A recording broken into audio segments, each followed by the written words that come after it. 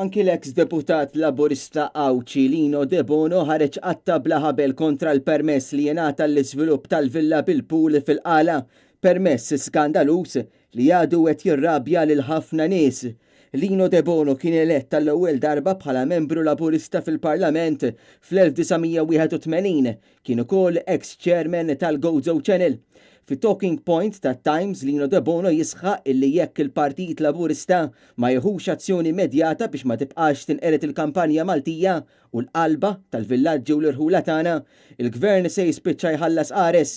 Huwa kompla billi qal l-awtorità tal-ippjanar l-awtoritajiet tal-ambjent li suppost qed jipproteġu lin-nies qed ifallu. L-eks deputat laburista qal li fisem in-nies kollha li jaffiċinawh qiegħed jipprotesta bl-aktar mod qawwi kontra din il-mostrużità. Lino De Bono sostna li huwa tal-mistħija għal daw kollha f'karigi ta' awtorità li irrispettivament minn liema naħa tal-isfera politika jkunu ġejjin approvaw dan il-permess. Fl-artiklu tiegħu Lino De Bono jagħmel allegazzjonijiet serji dwar kuntratturi f'Għawdex illi krew sular lill-Ministeru ta' Għawdex għal 186,000 euro fis-sena u f'daqqa waħda sabu fondi biżejjed biex jibnu proġetti f'San Ġiljan u tant bini ieħor. Huwa kompla billi qal li għal xi wħud dan jafder bħala miraklu, madankollu nies li jgħixu f'din id-dinja ma jarawx l-affarijiet hekk.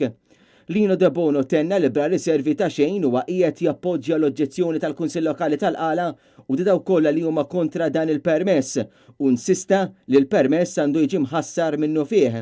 Fost dawk li votaw kontra dan l-iżvilupp kien hemm id-deputat nazzjonalista Martes Portelli. Min-naħa l-oħra d-deputat Clayton Bartolo kien ivvota favur dan l-iżfreġju u sab anki d-diviża tal-Prim Ministru Joseph Muscat innifsu li ġab l-iskuża li l-vot sar skont il-policy rurali meta dan mhux il-każ.